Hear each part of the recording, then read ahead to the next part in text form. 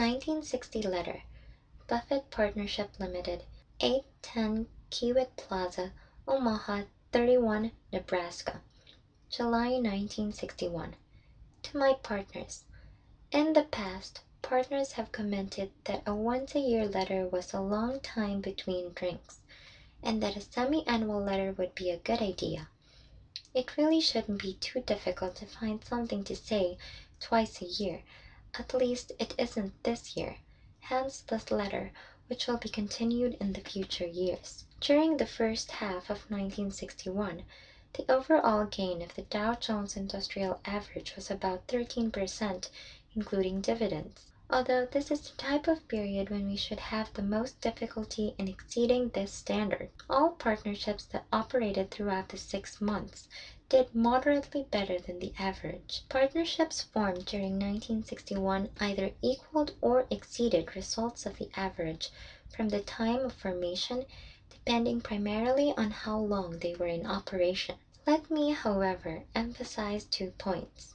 First, 1 year is far too short a period to form any kind of an opinion as to investment performance, and measurements based upon 6 months became even more unreliable. One factor that has caused some reluctance on my part to write semi-annual letters is the fear that partners may begin to think in terms of short-term performance, which can be most misleading. My own thinking is much more geared to 5-year performance, preferably with tests of relative results in both strong and weak markets. The second point I want everyone to understand is that if we continue in a market which advances at the pace of the first half of 1961, not only do I doubt that we will continue to exceed the results of the DJIA, but it is very likely that our performance will fall behind the average. Our holdings, which I always believe to be on the conservative side compared to the general portfolios, tend to grow more conservative as the general market level rises. At all times, I attempt to have a portion of our portfolio in securities, at least partially insulated from the behavior of the market, and this portion should increase as the market rises.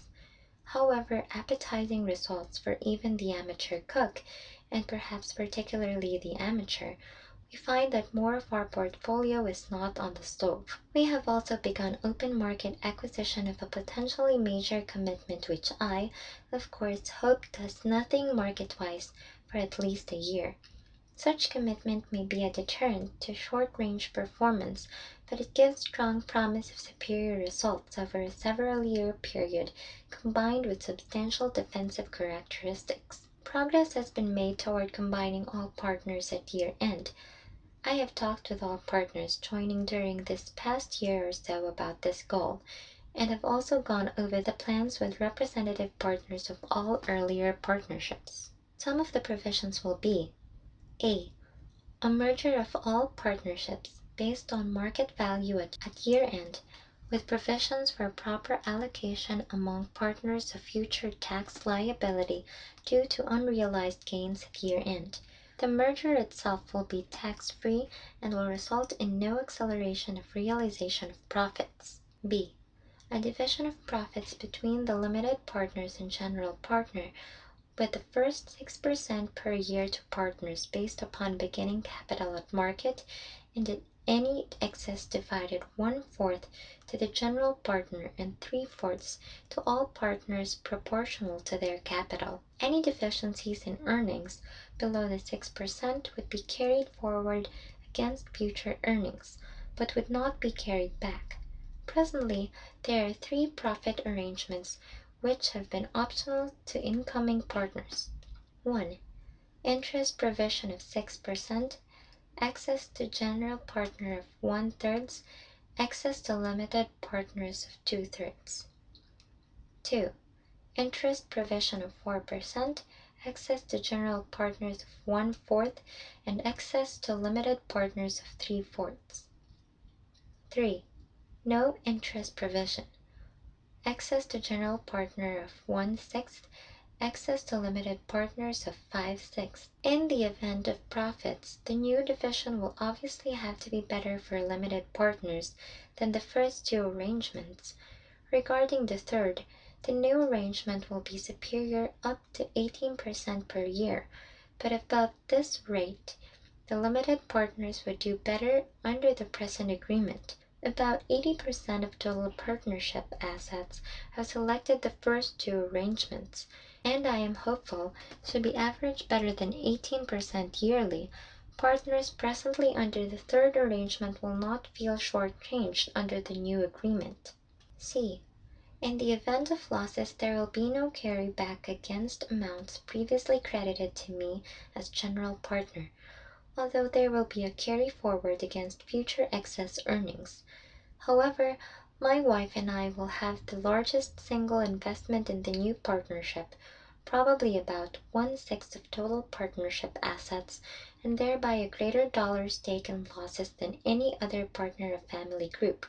I am inserting a provision in the partnership agreement which will prohibit the purchase by me or my family of any marketable securities. In other words, the new partnership will represent my entire investment operation in marketable securities, so that my results will have to be directly proportional to yours, subject to the advantage I obtain if we do better than 6%. D.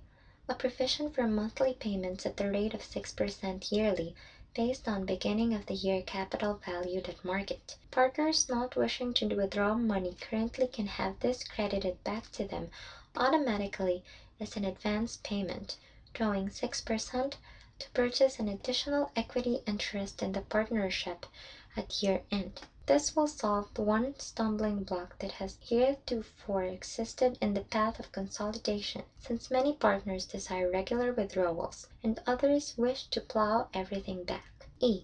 The right to borrow during the year up to 20% of the value of your partnership interest at 6%, such loans to be liquidated at year end or earlier. This will add a degree of liquidity to an investment which can now only be disposed of at year end. It is not intended that anything but relatively permanent funds be invested in the partnership, and we have no desire to turn it into a bank. Rather, I expect this to be a relatively unused provision, which is available when something unexpected turns up, and a wait until year end to liquidate part of all of partners' interest would cause hardship. F. An arrangement whereby any relatively small tax adjustment made in later years on the partnership's return will be assessed directly to me. By this way, we will not be faced with the problem of asking 80 people or more to amend their earlier return over some small matter. As it stands now, a small change, such as a decision that a dividend received by the partnership has 63% return of capital instead of 68%, could cause a multitude of paperwork. To prevent this, any change amounting to less than $1,000 of tax will be charged directly to me. We have submitted the proposed agreement to Washington for a ruling that the merger would be tax-free and that the partnership would be treated as a partnership under the tax laws. While all of this is a lot of work, it will make things enormously easier in the future. You might save this letter as a reference to read in conjunction with the agreement, which you will receive later in the year. The minimum investment for new partners is currently $25,000. But of course, this does not apply to present partners. Our method of operation will enable the partners to add or withdraw amounts of any size in round $100 at year end. Estimated total assets of the partnership will be in the neighborhood of $4 million, which enables us to consider investments such as the one mentioned earlier in this letter, which we would have had to pass several years ago. This has turned out to be more of a production than my annual letter. If you have any questions, particularly regarding anything that isn't clear in my discussion of the new partnership agreement, be sure to let me know. If there are a large number of questions, I will require a supplemental letter to all partners giving the questions that arise and the answers to them. Warren E. Buffett, VIB, July 22, 1961.